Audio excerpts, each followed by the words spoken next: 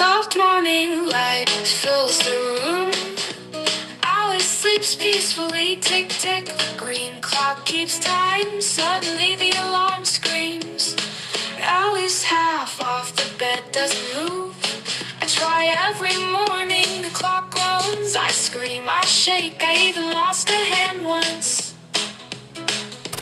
Alice hides deeper under the blanket. Her hand swings, crash, the clock hits the floor. She mumbles in protest, the clock sighs bitterly. I'm done tomorrow, she can oversleep.